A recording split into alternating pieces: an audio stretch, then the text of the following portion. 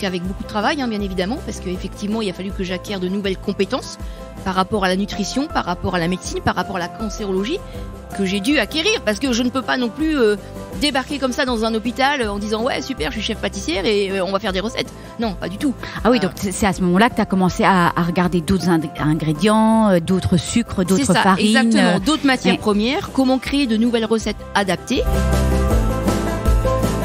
Et donc c'est vraiment remettre l'humanité au cœur de mon projet, de mon entreprise, de mes activités et de mes valeurs. Aujourd'hui, je le dis, je suis alignée avec moi-même, avec mes valeurs, avec la pâtisserie que j'aime, avec mon environnement, et j'ai trouvé ma place dans mon métier. Je pense que je ne l'avais pas trouvé jusqu'à aujourd'hui.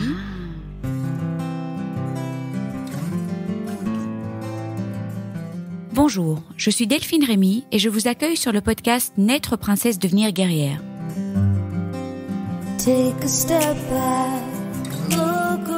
Le podcast qui parle de coups durs, de rebonds et de la maladie autrement. Vous entendrez ici des personnes inspirantes, des médecins, des experts, des philosophes qui j'espère vous feront du bien. Vous entendrez aussi des hommes et des femmes, comme vous, comme moi, des super princesses et des héros du quotidien qui gèrent et qui galèrent, comme vous, comme moi. Ils s'écroulent parfois et ils se relèvent. Sandrine est la fondatrice de Saint Pâtisserie Santé. Mais qu'est-ce qu'une chef pâtissière vient faire sur le podcast Naître princesse, devenir guerrière ?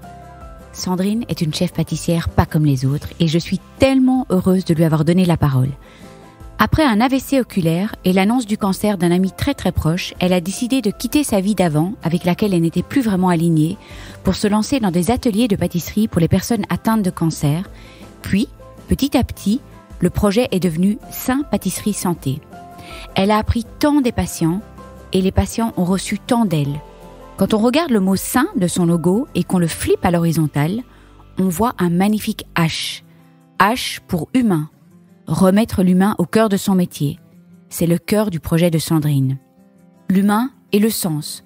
Redonner du sens à son métier, au produit, à sa vie.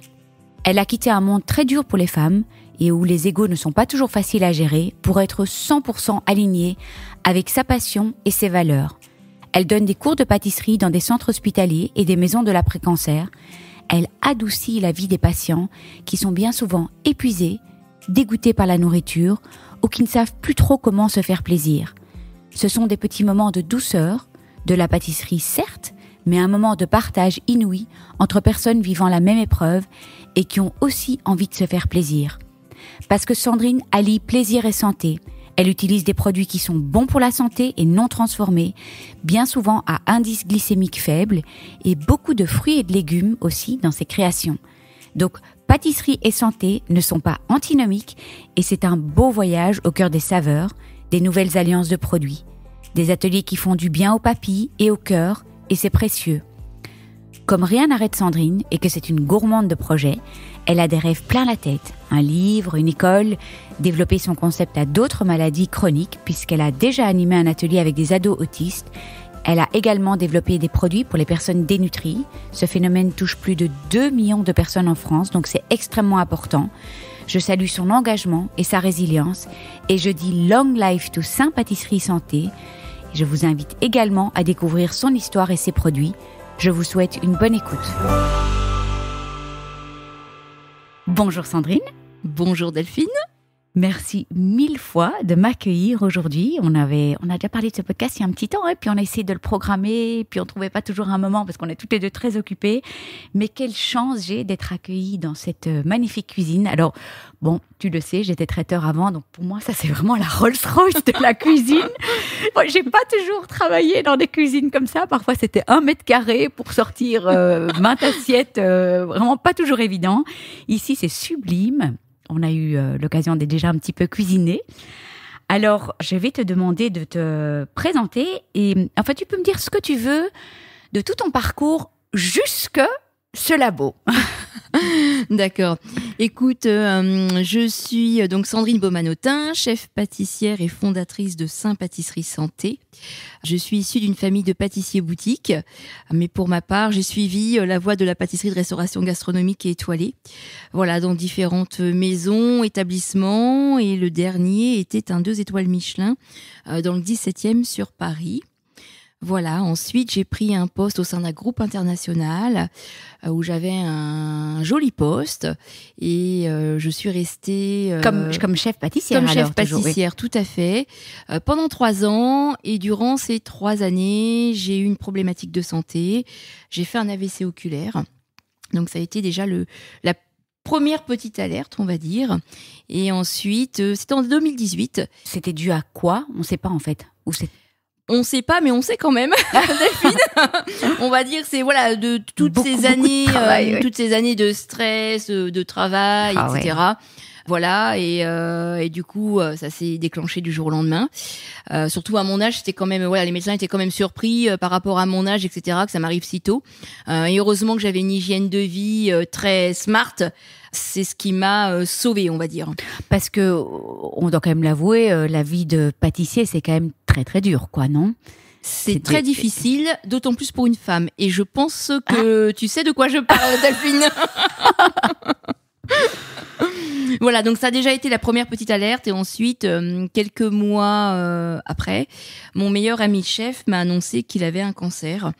Donc ça a été le second élément déclencheur qui m'ont incité à envisager mon avenir professionnel différemment. Et ça, c'était il y a combien de temps alors?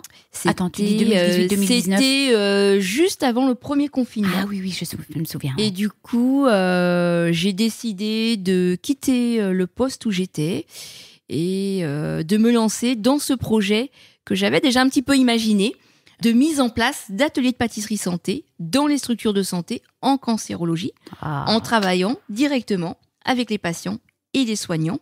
Ce qui m'amène aujourd'hui à être là, Delphine, à tes côtés et dans cette magnifique cuisine. Nous sommes donc au sein de l'Institut Raphaël à Levallois-Perret, où je propose des ateliers 2 fois par semaine aux patients. Et donc, c'est ton pépin de santé. Est-ce que ça a été compliqué à gérer? T'as dû t'arrêter? Absolument pas. Ah. Voyons, Delphine. Comment te dire que s'arrêter dans notre métier, c'est compliqué, tu le sais. Oh là là là là. Oui. On va dire qu'à ce moment-là, je n'étais pas non plus très focus sur ma santé, comme beaucoup d'entre nous. On va pas se mentir. Chose que je ne referai pas, évidemment. Donc non, je ne me suis pas arrêtée. Je suis juste allée consulter un ophtalmo en urgence qui m'a passé un savon. Voilà, j'ai fait beaucoup d'examens par la suite et j'ai continué de travailler, chose que je n'aurais pas dû faire non plus. Voilà. Oui, donc c'est vraiment tous ces événements-là qui t'ont donné envie de redonner un nouveau sens. Oui. Mais mon AVC a déjà été le premier élément, mais vraiment le cancer de mon meilleur ami, ça a été la goutte qui a fait déborder le vase, je pense. Et en fait, c'est vrai qu'en l'accompagnant et en m'intéressant à la cancérologie, en découvrant vraiment cet univers-là, je me suis vraiment intéressée. J'ai fait beaucoup de recherches en fait parce que c'est vrai que je me suis sentie concernée et puis comme lui, enfin voilà, quand ça tombe dessus aussi du jour au lendemain, vu qu'on était vraiment très très proches, voilà, je l'ai accompagné, je me suis intéressée au traitement qu'il allait avoir, etc. Faire les bons choix quand on te propose tel ou tel traitement, telle ou telle chose, il faut faire les bons choix aussi. Oui, donc voilà, et puis et ton ami il va bien, beaucoup mieux. Ah. Mon ami va beaucoup mieux, il est dans de nouveaux projets, etc. Donc non, tout va bien, mais c'est vrai que sans son cancer, je n'en serais pas là aujourd'hui, c'est ce que je lui dis souvent et ça peut paraître anodin ou peut-être choquant pour certains, mais je le dis clairement, oui, s'il n'avait pas eu son cancer, je n'en serais pas là aujourd'hui, je ne me serais pas lancée dans cette nouvelle aventure et ça aurait été fort dommage. Cette nouvelle aventure qui a l'air d'être... Moi, voilà, dans toute ta page LinkedIn, tes interviews et tout, je sens un alignement total. Une femme passionnée, engagée. Donc, voilà, tu vas nous expliquer un petit peu le concept de Saint Pâtisserie. Et voilà, comment tu as redonné un sens à tous ces magnifiques produits que tu as toujours aimés, en fait, finalement, la pâtisserie. Hein. Oui, j'ai toujours aimé la pâtisserie. Je suis née dedans. J'ai toujours aimé ça. J'ai toujours beaucoup aimé le dessert à l'assiette. Oui. D'où mon parcours en restauration gastro-étoilée, que j'aime toujours d'ailleurs. Et c'est vrai que aujourd'hui, je le dis, je suis alignée avec moi-même, avec mes valeurs, avec la pâtisserie que j'aime, avec mon environnement. Et j'ai trouvé ma place dans mon métier. Je pense que je ne l'avais pas trouvée jusqu'à aujourd'hui. C'est vraiment pas simple pour une femme, dans notre environnement, dans notre univers de la pâtisserie. C'est beaucoup d'hommes. Oui, c'est beaucoup d'hommes. C'est pas toujours évident de trouver sa place, d'imposer ses idées, sa créativité, voilà.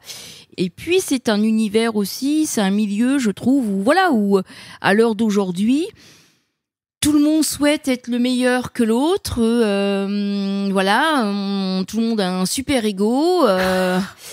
Je le dis, je l'assume, mais moi, ça ne me correspondait plus du tout non plus. Enfin voilà, je trouve que c'est la partie un petit peu obscure de notre métier. Et voilà, donc là, je suis vraiment alignée, je me sens bien.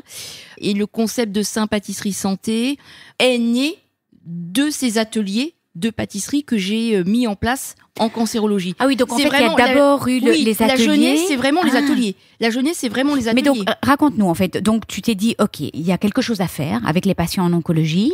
Donc, il y a eu d'abord les ateliers et puis après le concept. C'est ça. OK. En fait, parfois... Raconte-nous les premiers ateliers. Écoute, parfois, je ne sais pas trop comment l'expliquer, ça s'est fait naturellement en fait, tu vois. Voilà, les recherches par rapport, les recherches par rapport à mon ami.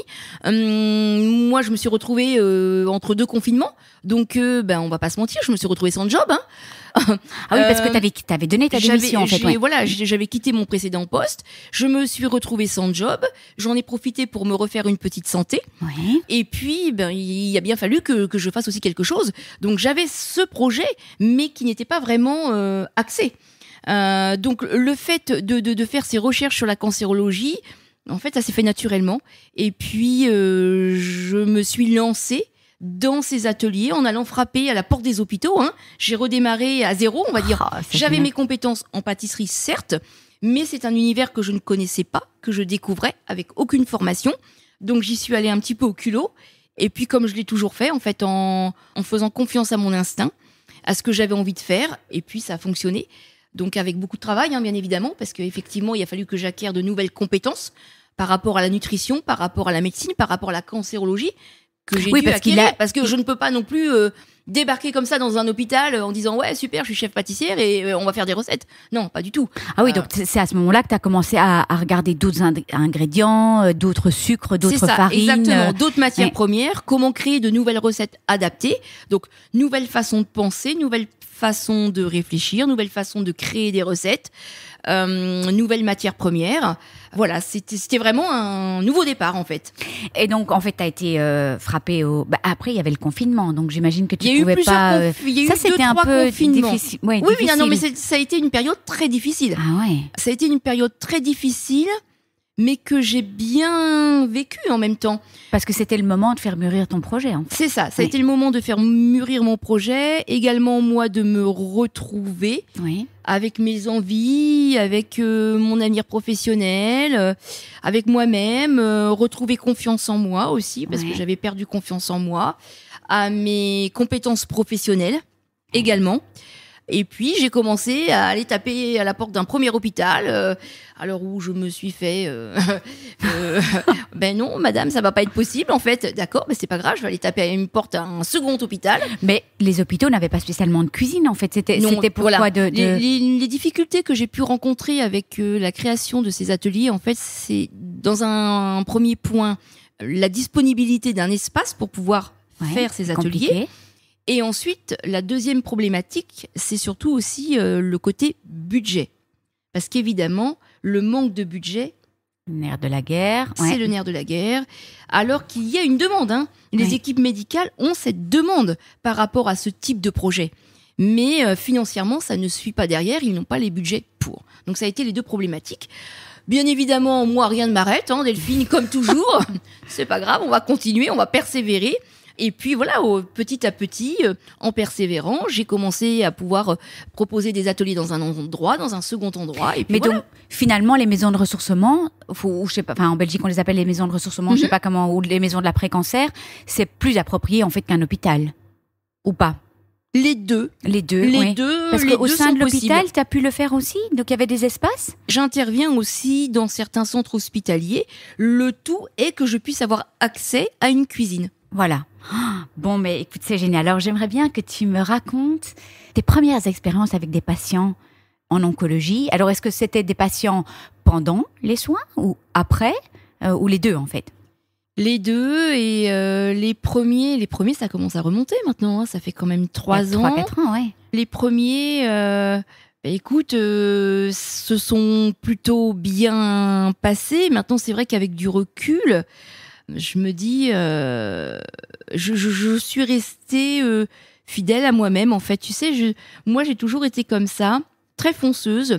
Je me lance dans un projet, où on me propose un projet, je dis oui, je fonce et après avec du recul, je me dis mais pourquoi je me suis lancée dans ce projet? J'ai un petit peu la même problématique. J'ai un peu la même problématique. Oui, mais voilà, tu suis ton instinct. C'est ça. Voilà. Non, ils se sont bien passés, mais je n'avais pas toutes ces compétences que j'ai pu acquérir aujourd'hui depuis 3 ans. Je ne procède absolument plus de la même façon aujourd'hui sur les ateliers qu'il y a 3 ans. Ok. Donc en fait, les premiers ateliers, t'as progressé avec eux, c'est ça. Quoi, oui. Les premiers ateliers, je suis arrivée avec mes compétences en pâtisserie. Bon, évidemment, les compétences que j'avais déjà un peu acquis en nutrition, etc. Par rapport à la cancérologie également. Je n'étais pas aussi à l'aise, on va dire, qu'aujourd'hui, bien évidemment.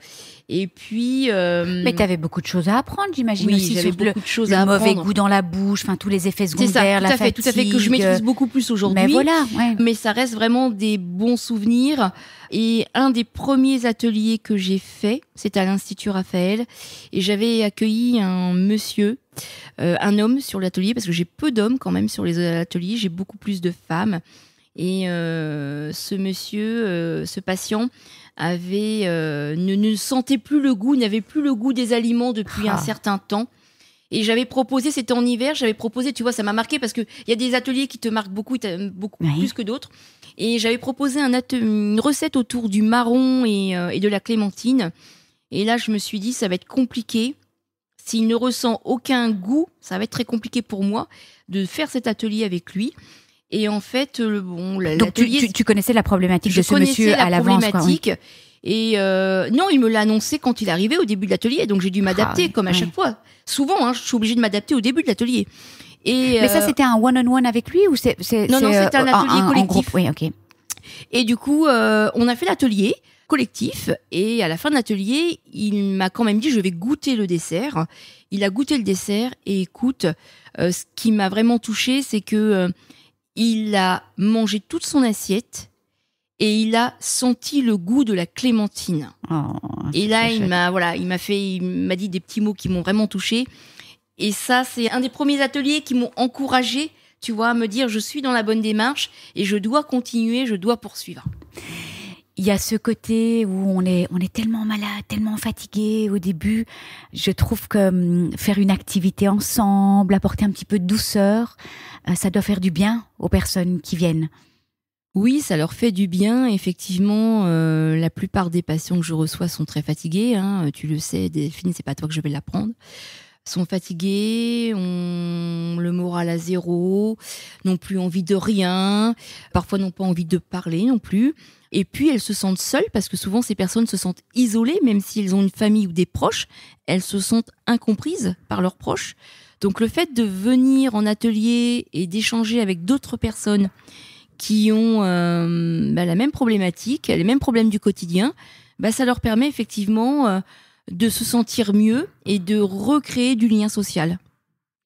Parce qu'on l'entend pas souvent, hein, je veux dire, dans les maisons de ressourcement, il y a, oui, des petits ateliers nutri et tout ça, mais pas vraiment de pâtisserie. Et je trouve que ça apporte une petite douceur quand même. Tu Exactement. Il y a un côté... et puis réconfort. Oui, réconfort. Et puis, la nourriture, c'est quand même très, très... Ça nourrit physiquement, mais ça nourrit dans tous les sens du terme. Mais là, il y a de la douceur. Ça nourrit dans tous les sens du terme. En plus, nous sommes quand même dans un pays où la gastronomie, l'alimentation est dans notre culture. Hein. C'est très important pour nous. Le français est gourmand. Et c'est vrai que non, les ateliers de pâtisserie ne se font pas en fait dans les différentes structures de santé. Jamais entendu, oui. Tu peux trouver souvent des ateliers de cuisine. Oui, tout à fait, mais de nutri plus. Nutri, cuisine aussi parfois. dans certains établissements, mais pâtisserie, pas du tout. Je suis une des premières à proposer ce type d'atelier, en fait. Donc c'est ça qui est formidable et qui me plaisait aussi dans ce challenge, de pouvoir innover dans ce sens. Et effectivement, la pâtisserie, c'est du plaisir, c'est de la gourmandise, c'est du réconfort, petite source de chaleur. Donc c'est ça qui fait du bien. Alors, tu sais, dans ce podcast, on passe d'un sujet à un autre. Bien Les sûr. auditeurs ont l'habitude. J'ai quand même envie que tu reprennes en fait le concept de sain. Hein, donc ça s'appelle Sain. Sain Pâtisserie Santé. Sain Pâtisserie Santé. Et alors il y a ce I que tu expliques dans le logo parce qu'il est assez particulier et que tu reprennes la charte parce qu'en fait il n'y a pas que les ateliers, parce que les gens qui vont t'écouter en Suisse, au Luxembourg, ailleurs, il y a moyen aussi de commander des pâtisseries saines. Donc est-ce que tu peux reprendre la charte bien sûr, que j'aime beaucoup, qui me correspond bien et j'aimerais bien que tu en parles. Merci Delphine. Oui, alors donc comme je disais tout à l'heure, effectivement, les ateliers ont été la genèse de la création de ma start-up Sain Pâtisserie Santé. Sain Pâtisserie Santé, c'est un concept novateur basé sur 3 axes. Le premier, c'est effectivement fabrication, création de pâtisserie santé avec un vrai intérêt nutritionnel, adapté à toute personne qui fait attention à sa santé, à son bien-être, mais aussi aux personnes atteintes de différentes pathologies. Le deuxième axe, ce sont les ateliers de pâtisserie santé pour les structures de santé. Et le troisième axe, c'est la formation professionnelle à la pâtisserie santé. Alors, donc, on peut te réserver pour un atelier au sein d'une société? On peut me réserver pour un atelier, effectivement, au sein d'une société ou pour le grand public. Et puis, je reviens sur le point, effectivement, de ma charte. Le I majuscule de Sain, comme tu le dis si bien, Delphine, effectivement. J'ai eu la chance de pouvoir collaborer avec une super graphiste, Audrey. Et j'avais toujours dit, le jour où je monte ma boîte, je prends Audrey comme graphiste parce que je la trouve formidable. C'est quelqu'un d'exceptionnel.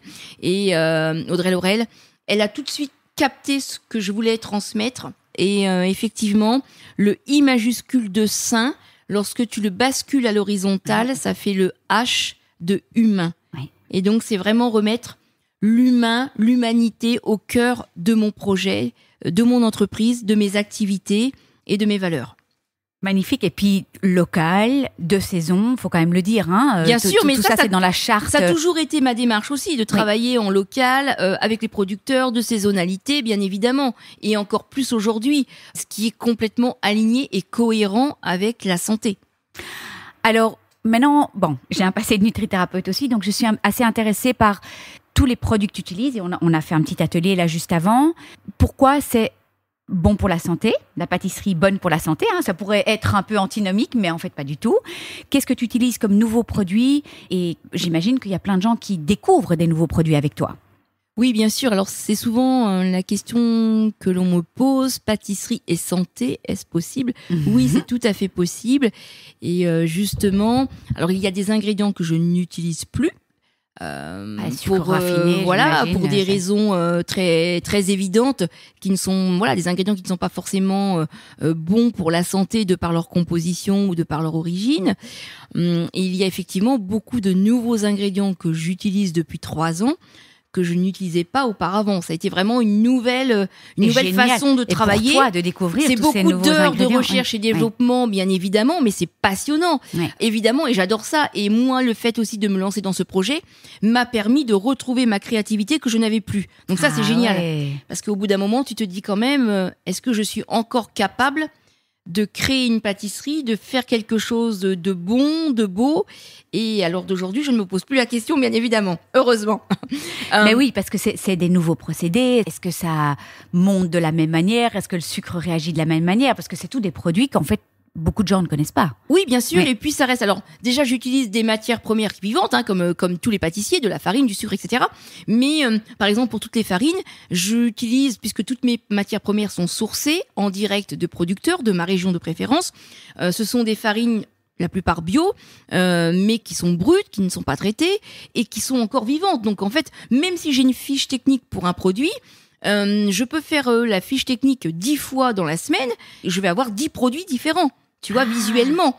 Parce que bien évidemment, la farine ou autre ne vont pas réagir comme une farine industrielle qui a été ultra transformée, qui va réagir parce qu'elle a été conçue pour réagir toujours de la même façon. De la même manière, oui. Mais c'est ça, c'est la transformation des produits. Exactement. Moi, je suis à l'inverse. Donc, effectivement, c'est plus compliqué. Donc, il y a des petits imprévus de temps en temps, alors. J'ai beaucoup d'imprévus à gérer au quotidien, Delphine.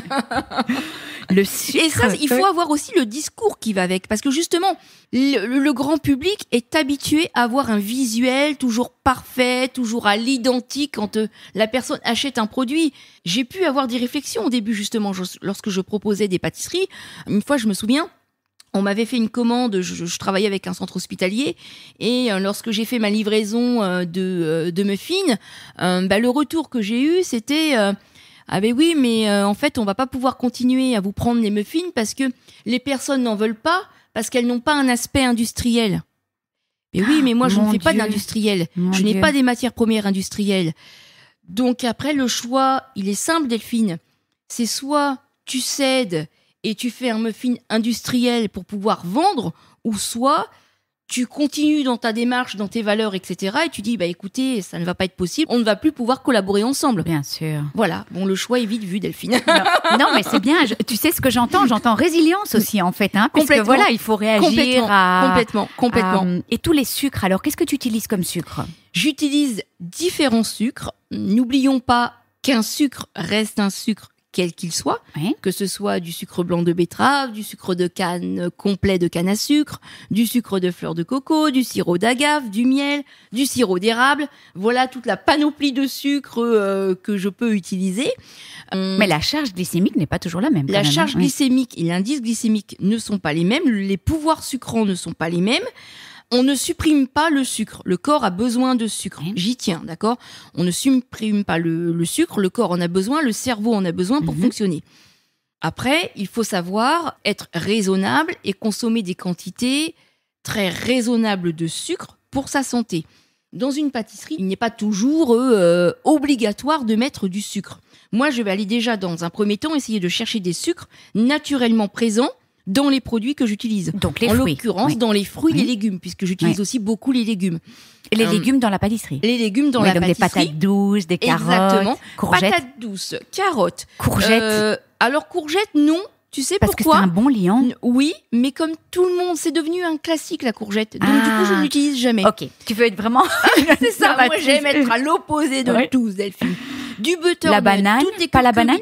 Non, c'est un trop banane, classique. On va être sur un fruit, mais pour les légumes. Ah oui, pardon, le banane, panais, le panais, j'adore, en pleine saison hivernale. Délicieux. Le panais, le butternut, toutes les curcubitacées, patates douces, la betterave, même si on est sur un IG plus haut, la tomate, l'aubergine, le céleri, le fenouil. Tu as une possibilité innombrable de possibilités d'accords et surtout d'intérêt nutritionnel. Parce que le fait d'utiliser aussi le légume, tu as déjà effectivement une petite source de sucre présente naturellement, mais tu as aussi tout cet apport nutritionnel de vitamines, de minéraux, d'antioxydants, mais surtout de fibres. Les fibres végétales et les protéines végétales sont très importantes, puisque les fibres vont te permettre de te rassasier beaucoup plus rapidement, ce qui va nous permettre de pouvoir travailler sur les portions. Le Français mange trop, on mange beaucoup trop. Donc le fait de réduire les portions, c'est très intéressant et très important. Et surtout, du coup, si ton produit a un intérêt nutritionnel. Oui, c'est ça. Donc, c'est quand même toujours aussi ton objectif. Donc, bien sûr. On est bien d'accord qu'on garde les patients onco en tête.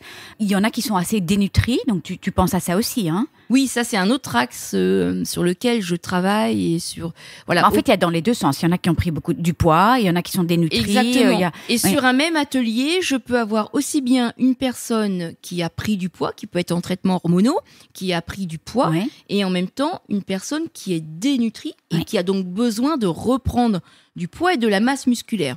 Donc là, c'est toute la difficulté de pouvoir proposer une recette qui puisse s'adapter à tout type de profil sur un atelier. Oui, mais si c'est sain, en fait, voilà, ça s'adapte aux deux, en fait. Exactement. Et sur les ateliers, je propose des recettes de base que tu peux adapter en fonction de ta problématique, en fonction de ton effet secondaire. C'est bien. Donc, une personne dénutrie, je vais lui donner les petits conseils, lui dire, là, cette recette, il va falloir peut-être ajouter 20 grammes de lait en poudre entier, 200 grammes de fromage blanc, pour etc., l'aider. pour l'enrichir. Et à l'inverse, la personne qui doit perdre du poids, l'inciter à aller sur tant de sucre, du sucre de fleur de coco ou un sucre à faible IG, pour pouvoir justement aller dans ce sens-là. Je reviens sur la dénutrition. Effectivement, c'est vraiment un axe qui me tient à cœur pour diverses raisons. C'est un sujet auquel nous ne sommes pas assez sensibilisés. Nous devrions l'être. Moi, j'essaye vraiment d'aller dans ce sens et d'avoir un discours pour parler de la dénutrition, soutenir et développer. À l'heure d'aujourd'hui, c'est quand même 2 millions de personnes touchées par la dénutrition en France. Oui, j'ai fait un podcast là-dessus et j'ai pas réalisé à quel point c'est énorme. C'était important d'aider ces personnes qui n'ont vraiment plus... C'est un peu un fléau qui dort en fait, tu vois, et qui se réveille petit à petit. Très important. Tout le monde peut être touché. Elles ont plus envie en fait de manger, donc il faut retrouver cette envie et ce goût. Exactement, quand tu es dénutri, tu peux être fatigué, ne plus avoir envie, tu as perdu l'appétit, l'envie de préparer, etc. Donc tu as différents stades de dénutrition. Moi, ce qui m'intéresse beaucoup, c'est le stade très avancé, en fait, on va dire. Quand l'alimentation classique ne suffit plus, où là, tu dois passer à la prise de compléments nutritionnels oraux. Et qui sont pas toujours... Tu connais. Voilà, c'est compliqué en termes de goût, en termes d'odeur, en termes de texture. Donc, lorsque tu as un complément à prendre sur la journée, ça va, mais quand tu en as 2 ou 3 sur plusieurs jours, plusieurs semaines, là, ça devient critique. Et tu peux vraiment développer une aversion à ces trucs-là. C'est ça. Donc, et du coup, moi, ce qui m'intéresse, c'est d'essayer d'aider le corps médical, les équipes médicales et les patients à les prendre en les cachant. Alors, en les cachant, j'aime pas trop vraiment dire ça. Tu les mets dans la recette. En les utilisant, donc donner une autre forme à ce complément nutritionnel oral. Parce que, effectivement, quand tu es à un stade avancé de dénutrition, c'est la solution parce que tu as l'apport nutritionnel immédiat, l'apport d'énergie, de protéines qu'il faut et de glucides. Donc, c'est vraiment la bonne solution. Mais c'est vrai que de les prendre, c'est compliqué. Donc, le fait de pouvoir les intégrer dans une recette comme un ingrédient à part entière, mais c'est génial. Ça te permet d'avoir l'apport de suite, mais avec un goût et un visuel différents. Et ça te donne envie de le manger. Parce que je vois, en fait, tu es entouré d'affiches, là, Semaine nationale de la dénutrition, où donc en fait, ces compléments étaient introduits dans des recettes alors. Exactement. Ça, c'est génial. Alors, dans Saint Pâtisserie Santé, sur la boutique en ligne, j'ai une gamme. À l'heure d'aujourd'hui, je suis la seule chef pâtissière à proposer une gamme de pâtisseries adaptées aux personnes souffrant de dénutrition, avec des pâtisseries enrichies. D'une part, avec des ingrédients classiques, de la poudre de lait entier, du fromage blanc, de la protéine, des œufs, etc. Et dans un second temps, des produits enrichis avec des compléments nutritionnels oraux. Donc ça, c'est quelque chose dont je suis fière. Aujourd'hui, je le dis, parce que c'est quand même assez incroyable qu'à l'heure d'aujourd'hui, en France, on ne puisse pas trouver ce type de produit dans une pâtisserie classique. Voilà.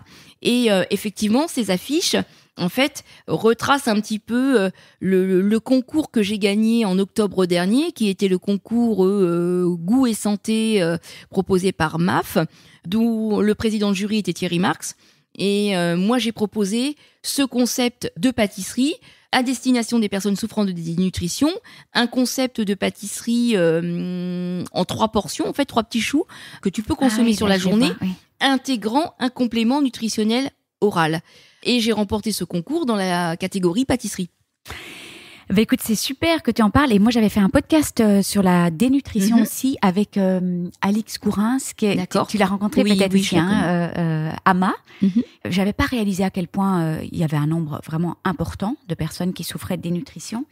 Et donc, merci pour ça. J'aimerais que tu me parles, un peu plus de ces patients en onco et d'autres, en fait, parce que tu as ouvert les ateliers à d'autres pathologies aussi. Mais donc, ton point de départ, c'était surtout onco, hein? Oui, mon point de départ, c'est vraiment l'oncologie et je continue de le développer et de rester dans cette pathologie parce que ça me touche et de par mon histoire personnelle et parce que j'aime ça, en fait. Ça peut paraître vraiment bizarre parfois. Les gens me prennent un petit peu, un petit peu pour une folle, j'ai envie de dire, mais non, mais j'aime ça. C'est mon histoire. Tu apportes de la douceur à toutes ces personnes. Est-ce que tu peux me dire quels sont les retours d'habitude des personnes qui viennent à l'atelier ?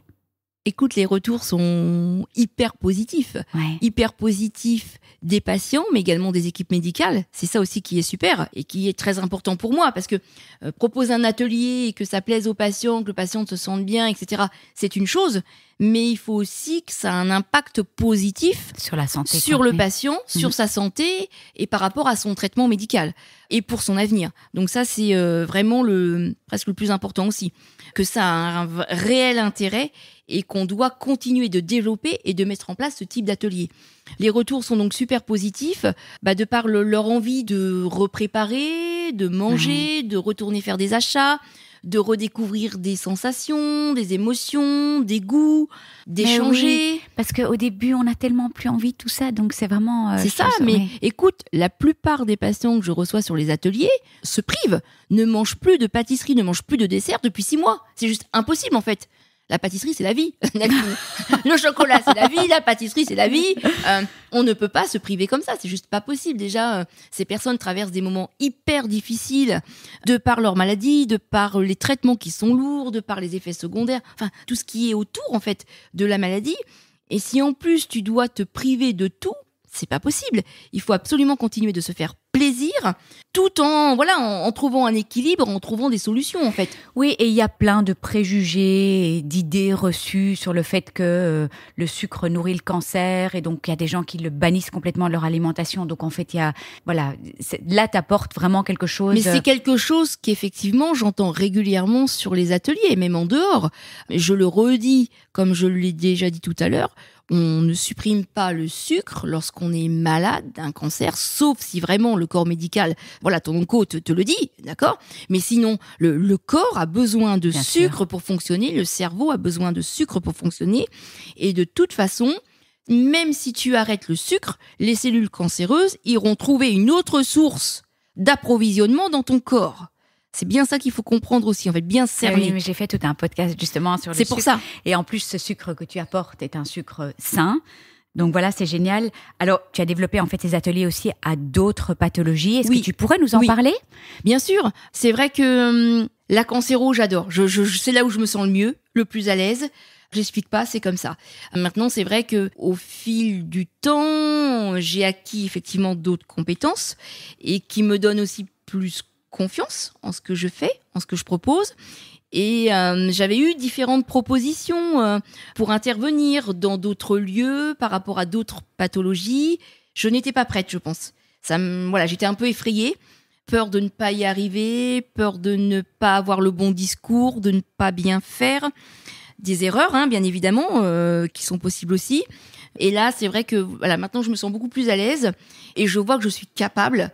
Et du coup, c'est vrai que j'interviens dans d'autres structures par rapport à d'autres maladies chroniques. Donc, j'ouvre par rapport à tout ce qui est diabète, maladie cardiovasculaire, l'insuffisance cardiaque. La semaine dernière, par rapport à des jeunes adolescents souffrant de troubles d'autisme.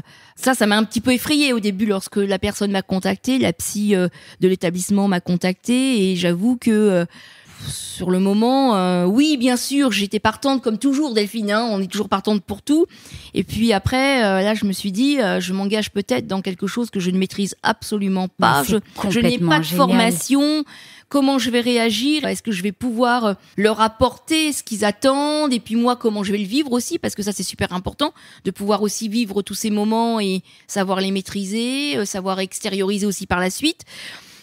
Et puis, je suis allée rencontrer la psy, on a échangé, j'ai rencontré les jeunes, et puis en fait, ça s'est fait naturellement. J'ai fait mon premier atelier la semaine dernière, qui s'est formidablement bien passé. Ils ont adoré, et j'y retourne. J'imagine. Voilà, effectivement. Ils ont quel âge ? Des ados de 15-16 jusqu'à une vingtaine d'années.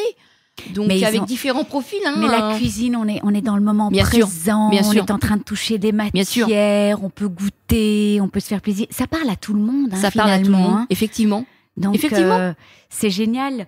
Je vais te poser une question là en direct. C'est vrai qu'on n'en a pas du tout parlé, mais tu n'as jamais pensé éventuellement faire des ateliers comme ça aussi pour des personnes qui souffrent de comportements alimentaires ? Si, bien sûr.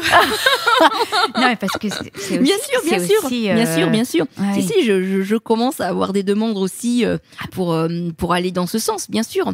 De toute ça, c'est vrai façon, que c'est tu d'autres as... pathologies, mais... C'est vraiment, c'est une base de travail, ces ateliers, mais tu peux vraiment ouvrir et développer dans différents axes et tu peux vraiment mettre en place beaucoup de choses. C'est ça qui est formidable. En fait, j'ai pas de limite avec ces ateliers.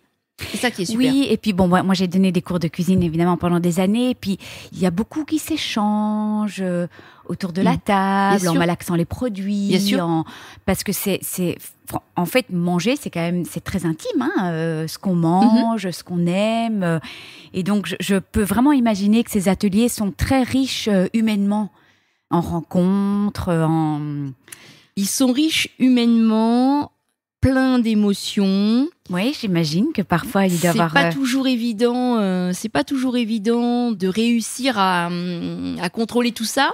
Alors maintenant, c'est vrai qu'avec depuis 3 ans, j'ai acquis aussi ces compétences, on va dire, de maîtrise d'émotions et de sensations. Même si on reste humain, hein, bien évidemment, parfois c'est quand même plus difficile. Oui, il y a peut-être des pleurs aussi parfois en fait de...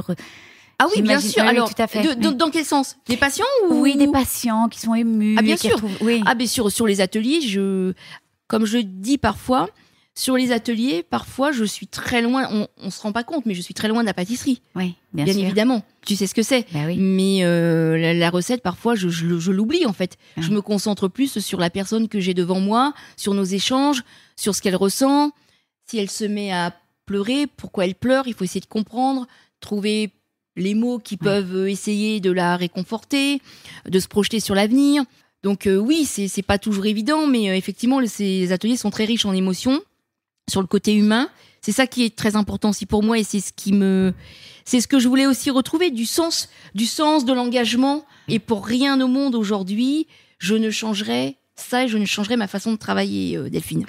Mais donc, en fait, voilà, tu as répondu à ma question parce que j'allais te demander, mais comment est-ce que tu pourrais comparer, en fait, ta vie d'avant, de chef pâtissière? Incomparable. Voilà. Et alors, c'est vrai qu'on est toujours, avec toutes ces émissions qu'on regarde à la télé, des top chefs et des trucs, on voit toute cette vie de ces grands chefs. Et puis bon, faut dire que j'ai été baignée là-dedans aussi, de voir vraiment... La télé reste de la télé, hein, d'accord? Faut bien être... je suis cash comme d'habitude. Hein.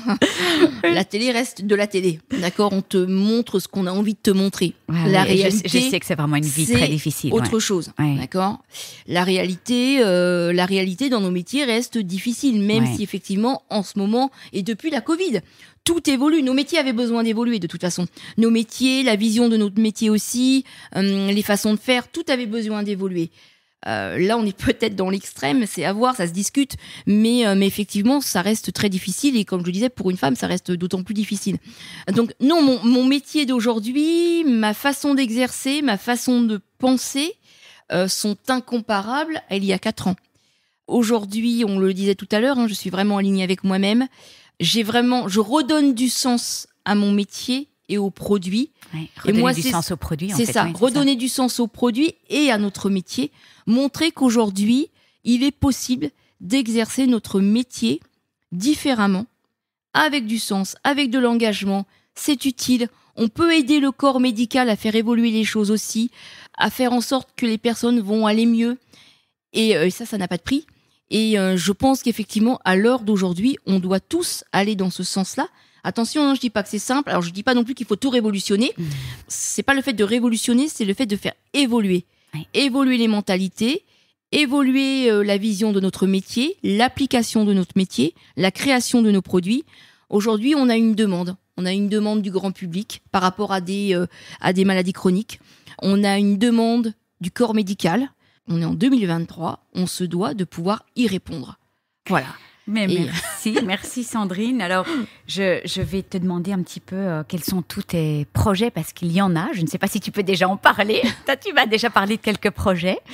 Et oui, moi je suis toujours pleine de projets, Delphine. Encore plus aujourd'hui, et ça c'est formidable. Et c'est ce que j'aime aussi avec cette nouvelle orientation, c'est que je peux être vraiment libre dans mes projets et en avoir beaucoup plus qu'avant.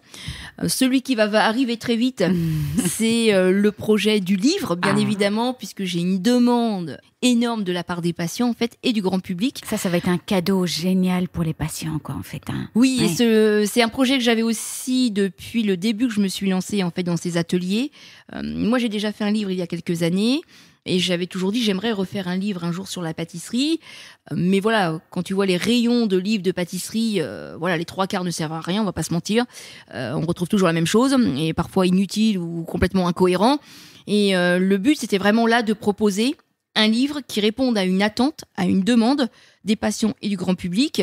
Je reçois même des demandes des USA pour un livre actuellement. Tu vas le traduire. Donc c'est génial. En anglais, quoi, alors. Alors écoute, je ne peux pas tout dire, mais en tout cas, il sort prochainement en France et ailleurs par la suite. Ouais. Voilà. Je reste très vigilante, sinon mon éditrice va me taper sur les doigts. Non, tu n'as rien dit. Que j'embrasse au passage et que voilà, et que je remercie. J'ai trouvé une équipe d'éditrices, une maison d'édition formidable qui me suit à 300% sur ce projet. Le livre va être novateur aussi dans sa présentation, dans son contenu, dans son approche. Et dans la continuité de Saint Pâtisserie Santé, oui. Aussi bien visuellement que dans le contenu. Et puis... Alors, c'est à la portée... Donc, c'est des recettes qui sont faciles parce que là, on a cuisiné. Oui, bien évidemment. Ça a duré 10 minutes. Le but, c'est génial aussi. Ce n'est pas de proposer des recettes que tu ne puisses pas refaire chez toi. Voilà, c'est comme ça. Bon nombre de livres, d'accord ? Ou alors que la recette qui va être à l'intérieur, lorsque tu la refais chez toi, elle ne correspond absolument pas à la photo du livre. C'est la réalité. On connaît, voilà, oui. Exactement. J'assume ce que je dis, Delphine. Non, là, ce seront vraiment des recettes simples, faciles à refaire, avec peu de matériel, de saisonnalité et surtout adaptables à toute maladie chronique. Ah, c'est génial. Voilà. Ouais.